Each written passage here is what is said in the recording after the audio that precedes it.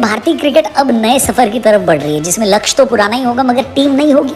खासकर टी20 क्रिकेट में, जिसमें भारत के लिए खेलने वाले खिलाड़ियों की लंबी लाइन लगी है, सारे एक से बढ़कर एक है। और कुछ तो ऐसे बैटर हैं जो दुनिया की किसी भी टीम में शामिल हो जाएं, मगर टीम इंडिया के टी20 प्लेइंग 11 में वो नहीं आ पा रहे हैं। मसलन संजू भैया को ले लिए, संजू सैमसन।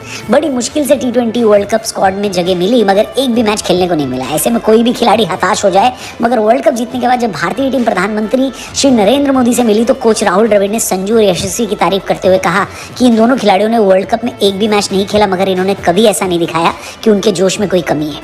दरअसल द्रविड़ का कहना यह था कि कई बार खिलाड़ी को जब खेलने का मौका नहीं मिलता तो वो टीम बॉन्डिंग से बाहर हो जाता है, मगर जो टीम हित में सोचता है वो बिना खेले भी टीम के साथ जुड़ा रहता है। और यही काम टी20 वर्ल्ड कप में यशस्वी, चहल और संजू ने किया। अब लोगों ने द्रविड़ की इस बात को ईशान किशन से जोड़ लिया है। कैसे, यही बताने के लिए वीडियो बनाई है हमने।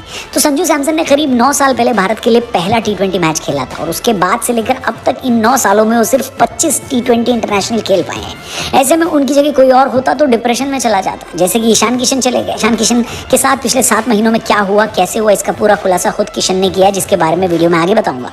मगर उससे पहले आपसे एक सवाल, क्या लगता है आपको, अब ईशान किशन के लिए टीम इंडिया के टी20 या फिर वनडे में कोई जगह बची है, या फिर आपको ऐसा लगता है कि गंभीर कोच बनते ही बीसीसीआई का फैसला बदलेंगे और किशन को वापस टीम में लाएंगे? कमेंट सेक्शन खुला हुआ है, ओपिनियन जरूर देना। फिलहाल लंबे टाइम से टीम से बाहर चले ईशान किशन ने अपनी चुप्पी तोड़ी और सेंट्रल कॉन्ट्रैक्ट रद्द होने पर खुलकर सामने आए।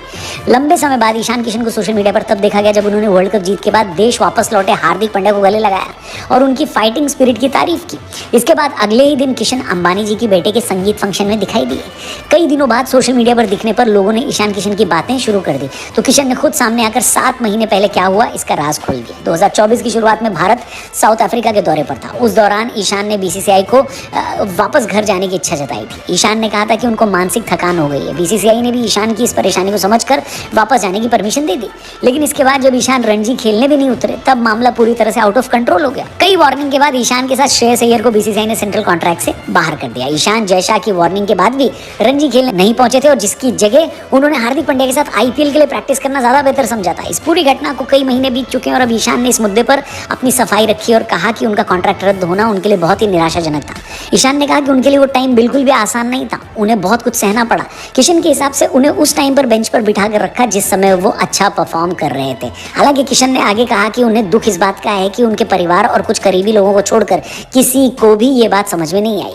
भारत के लिए वनडे क्रिकेट में साल 2022 में दोहरा शतक लगाने वाले ईशान के साथ जो भी बोर्ड ने किया उससे किशन अब भी उबर रहे हैं, मगर माना यह जा रहा है कि आने वाले टाइम में भारतीय टी20 के नए कप्तान हार्दिक पांड्या और नए कोच गौतम गंभीर किशन की वापसी टीम इंडिया में कराने के फेवर में है।